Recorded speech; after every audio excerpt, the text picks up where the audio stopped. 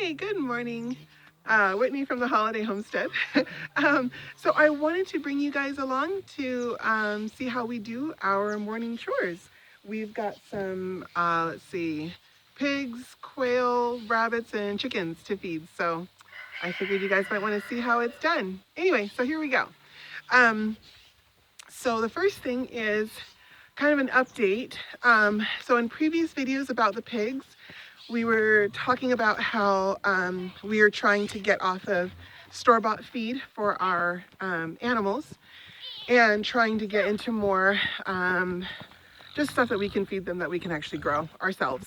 And that has kind of been working, actually, surprisingly. So here we are with the pigs, and I'll show you what we've been feeding them. Here it goes. All right, so there's Petunia and Giblet. So we still only have 2 pigs, and I'll just show you what we've been feeding them. So this is the new feed. This is a mix of table scraps, and then this right here, all this stuff is basically just dirty tallow that we got from when we butchered a cow. A friend of ours kind of needed some help with their cow, and so we decided to help them out, and we butchered it for them, and then also we got quite a bit of meat for ourselves and all that stuff. It was just a really good trade. Anyway, this is all of the scraps, the bits that just weren't good enough to be put into ground beef or anything. So, yeah. So there we go. Whew. Sorry, girls. Okay, so that's that. So this is kind of an effort to figure out how we can feed the pigs without store-bought feed. So it's a little bit of an experiment. So like I said, they've got beef stuff, and I should say we boiled the beef, of course, so it's not raw meat. I know pigs can eat and do eat at times raw meat, but my feeling is fewer pathogens the better if I can. So boiling it really wasn't that big of a deal. So I just keep it in my freezer raw, and then when I'm ready to use it, I just take it out of the freezer the night before and just throw it into, leave it in the sink overnight.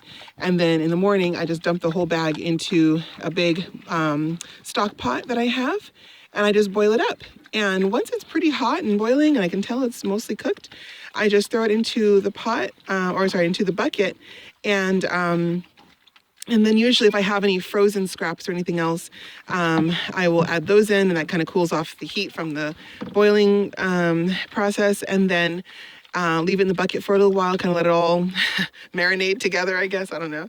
Add some minerals in there, and then just serve it up. Now, I will say that brings me to the next point. So another way that we have started feeding our pigs for free is we have started a food exchange with some people that we know at our church, actually. And they give us their table scraps.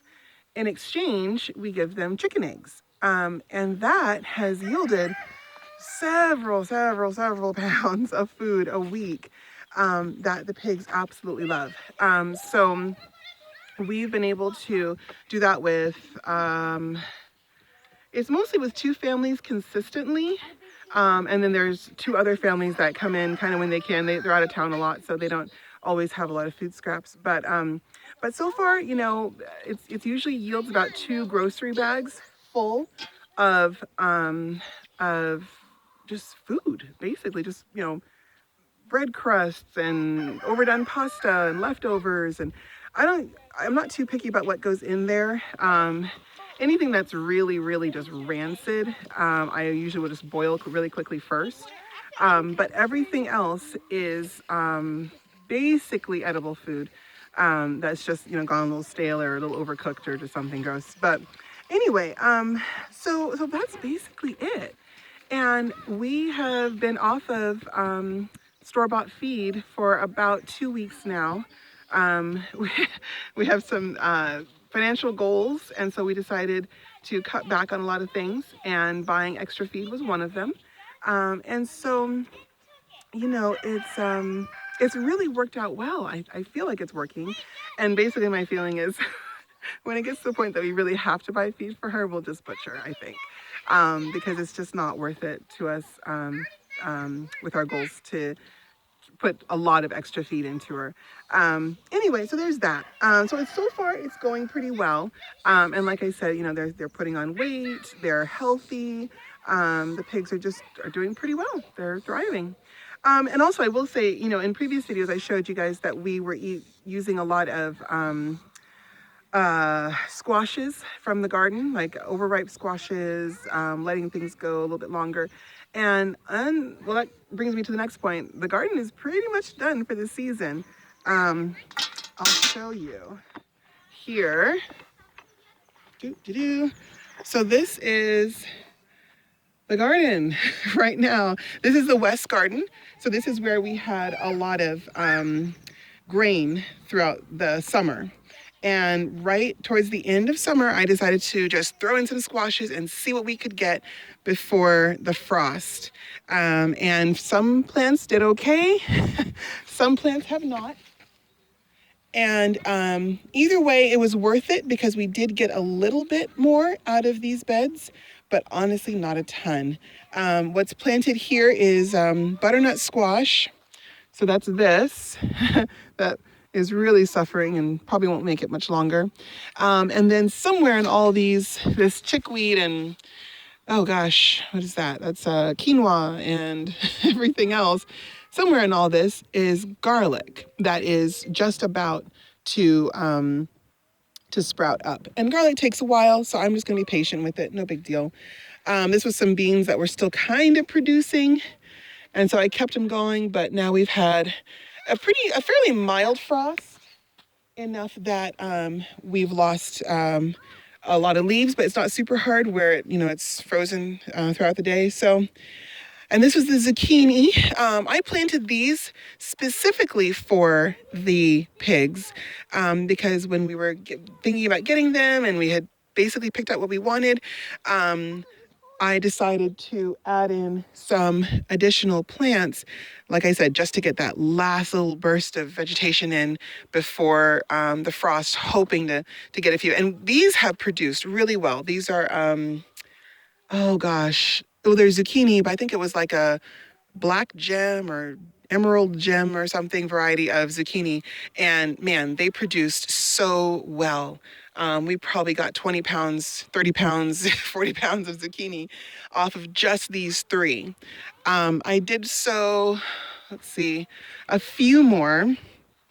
I did sow about 7 other plants, or 7 plants total for the pigs. And yeah, I mean, so this here is the other zucchini row. And it was about this tall yesterday morning, and now the frost has just flattened it. And that's fine. You know, like I said, I knew these plants weren't going to make it much longer. So, see, there's one that was doing okay, but it's pretty much done. And so, yeah, so I knew this was going to happen. I just really wanted to try for that last bit of produce for the pigs.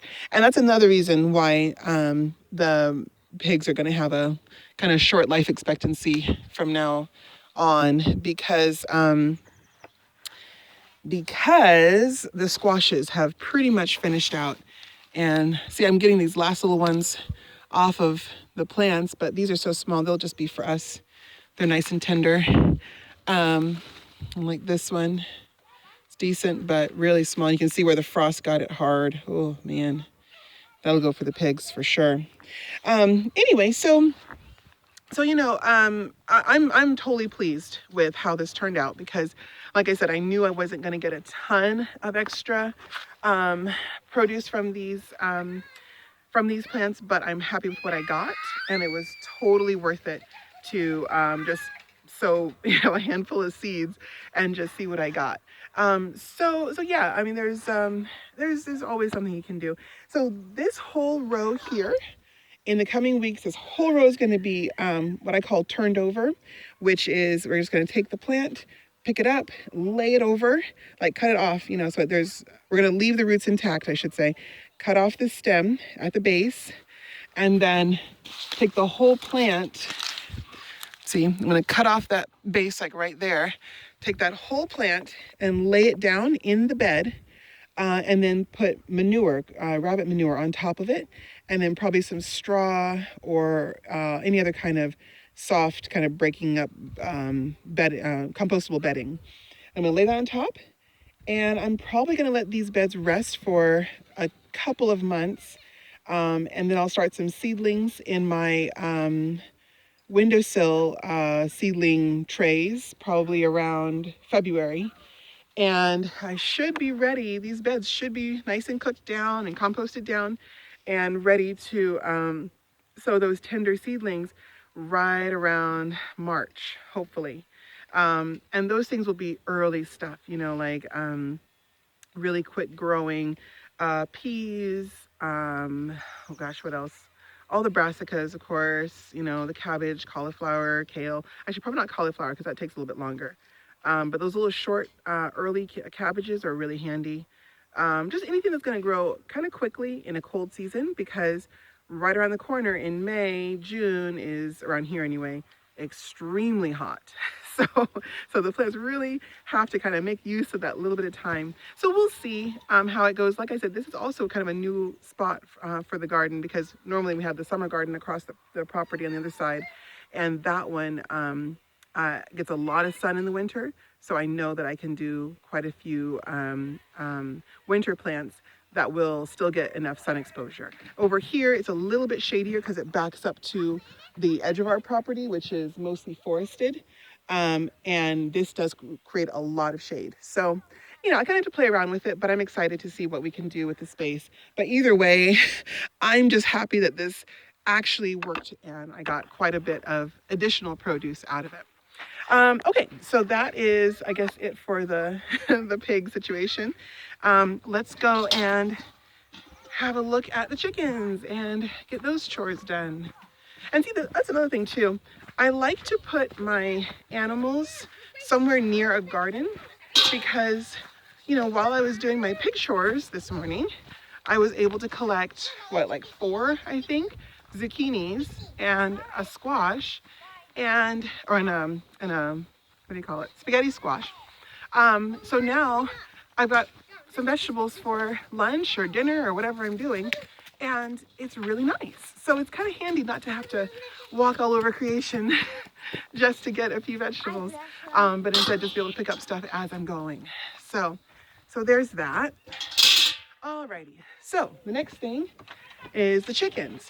Now, I think in other videos, I've shown you guys how we do our chicken feed. So we ferment the chicken feed overnight. It's not really a fermentation, it's more just like a soaking overnight. And that allows the dry feed to soak up a ton of water and become kind of like an oatmeal mash kind of consistency. Anyway, and so it's really nice because it helps to make use of kind of cheaper quality feed.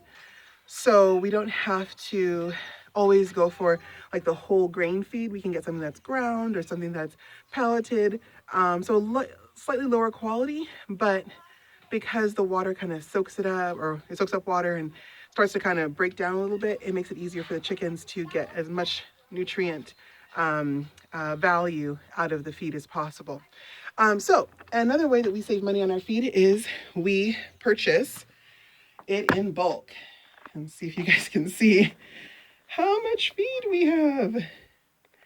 So this is our feed shed.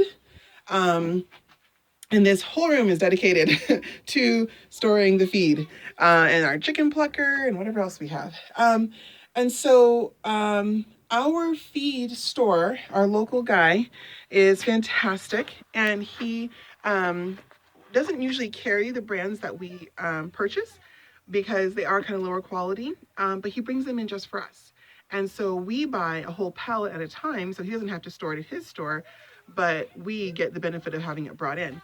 And I can't say this enough, guys. Support your local feed store. I know that, tractorsupply.com and Chewy and, whatever little companies, I know those are great and they're convenient and all of that. But if you think about it, your local guy is going to be your resource for farm supplies and for food and all that stuff when or if the shipping mechanisms fall apart, or if there are things that you just can't get online anymore. And usually your feed store guy is a little bit cheaper because you don't have to pay shipping and all that. So I'm just saying, like, I enjoy having a local feed store because he helps us so much. He helps us run this place and make sure that we have the products we need at a good price. And he's always willing to work with us. He comes out and delivers stuff. I mean, it's just a great company. He's a great guy, and it is nice to know him like on a one-to-one level. And yeah, I totally recommend just stick with your local guy. If you like having a local feed store with resources nearby, then make sure he stays in business, and that's a thing. All right. So anyway, so like I said, so we buy ours in bulk, and buying in bulk means that we were able to get a great deal. We got these bags for almost $4 less per bag than if we bought them one at a time. And so that's a huge savings that adds up to, several $100s, especially if you're buying, like a really high quality feed or something. And so it really helps to save if you can make it work with this space. We had to clear out this whole area. It was all tools and, shade covers and garden stuff. And we just built basically a little lean-to additional shed and put the garden stuff in there and cleared this out so that we could have just feed in here. And it has made all the difference. So anyway, so these are the buckets for feed. And then I put this one outside because I'm pretty sure my bucket is leaking. Yeah, it is leaking. Okie doke. Well, let's go and feed some of the chickens. And, we're super cheap. We make our own little scoops out of plastic jug handles or whatever. I noticed that laundry soap handles are really great for making scoops.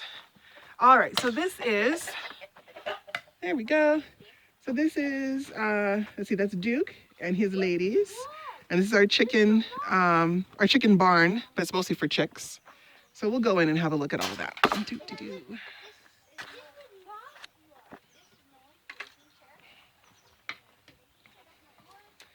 Hey guys. All right.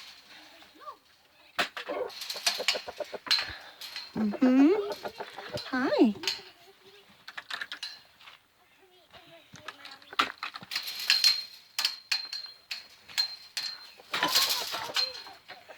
All right.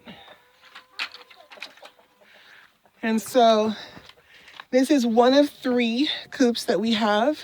And this one is kind of our little, I don't know, it's like our little ghetto. It's not super classy like our other ones. It's not super, well, it's pretty well built. I'll say it's structurally sound. We've got good fencing. They have a tree. It's all good stuff. But the coop for this one is a little prototype that I built, and it's a mobile coop that I can lift with just one person and a hand truck. I've shown you guys this one before, but basically it's just a little. Hi. Hush. Okay. This one's just a little coop. It's very small. It has a little outside nest box, but it's very small. And this little lid here, not lid, this gate, what do you call it? Ladder. There we go. Ramp, even better. Folds up and locks. So the whole thing can be picked up with one person and one hand truck. And it's very small, it's very light. Like every piece of wood on this was very carefully calculated and decided on. And even down to what we wanted to put on the sides for a little wind protection. I went with just feed bags because I wanted to keep it so light. And it's worked pretty well. You know, it is extremely light and it is very easy to handle. The ladies like it because I think it gives them a little bit of separation from the hustle and bustle of everybody else, to have a little tucked away roost and then have their little nest box kind of all to themselves. And so this is one that I was trying to figure out if I liked it, and I think I do. It's working out pretty well. And also we have, of course, the solar light on top here, and that keeps our ladies laying through the winter. There's a light bulb in there charging away. And so I have another video about the kind of winterizing that we do with our coops, where we bring in these little solar lights, and they're really handy. Have a look at the video if you want more information about that. But basically, it's just really nice to have the lights in there, and it helps them to keep laying a little bit longer through the winter, so we can keep getting eggs, because yeah, we don't have room or money here for someone who's not producing. So hi, John. All right, here we go. Hi. And so those guys are done. The next thing we're gonna do is have a look at the chicks real quick. Yes, honey, please don't come in here. It's kind of small. It's kind of small. Okay. So the chicks are here. Say hi, guys. Can I say hi? See? I know. Can I say hi? Hold on, kiddo. And there's the chicken chicks. Oh, and there's a quail. Huh. We've got a quail in the chicken coop. I have no idea how that happened. Oh well. Anyway, we'll have to get him. But yeah, this is our little chicken area, and we just check and make sure the water is good. And we've got big tall feeders that go down to a little pan at the bottom there. See if you guys can see that. Oh, there's several chicks out. I should go and get them. These guys are ready to come out to be outside, because they tend to get a little bit flighty, especially the quail get very flighty when they are right about, I want to say 5 weeks, maybe 6 weeks old. They start to decide that they can fly out and away, and which is honestly not too bad, because it kind of tells us, okay, they're ready to go. But at the same time, it does get a little bit worrisome, because every once in a while one gets out of the whole area and gets cold and dies, and it's sad. Okay, so there's that. And let's see, and let's do, can you do the nephew's coop, please? All right, and let's do the rabbits. So I have videos on all of these, the rabbits, the breeder rabbits, and the quail. So if you're interested in, you know, learning more about them, there's videos on all that in particular. But so these are the rain covers. Well, I guess shade covers in the summer, but rain covers that we put on everything. And this is just a leach line pipe, PVC, that we just put on to weigh down the tarp to keep it from flying up. And we just roll it up. It's easier with two hands. And just roll it up and over, and those are the quail. And so they have this whole area right now. This whole area is open to them, both sides. It's like a big U shape, I guess, with a partition in the middle. And that wall stays, but we have it open at the very end here. And so we have an automatic feeder for them. There's like a big tube feeder that they have decided to tilt and knock over. We have dust baths here and here for them, and then a big one, kind of like a big open pool back there for dust bathing. And the rest of it is just, you know, open and just free, whatever they want to do. And so we have their feeder over here. We have two feeders here. There we go. And their water there. And I guess they're out of food, because when they get out of food, they knock over this thing. This thing holds about 4 days worth of food, so it's quite common that we just forget to refill it because we're so used to not having to do it every day. And when that happens, they get a little upset at us and knock things over. So I got to go fill that up. Anyway, and then the rabbits are ready for butcher. They're starting to get a little squirrely and they're starting to fight, which is a bad sign. I need to harvest out quite a few and make that happen. Mostly the males. We just harvest out the males because the females don't fight too much when there's no male around, but the males will fight no matter what. So there's that.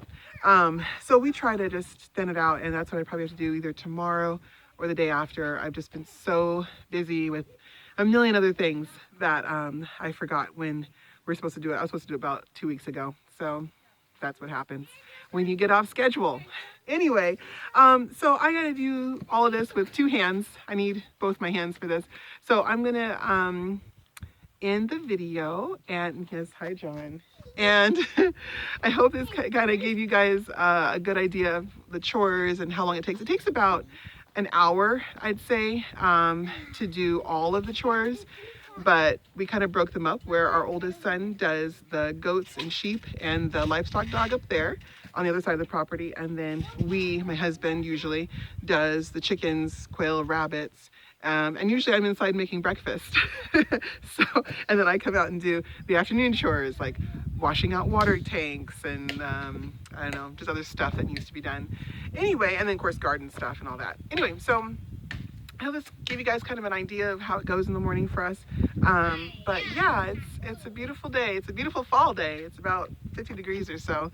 And so it's just perfect. Anyway, so hope you guys enjoyed the video. Bye.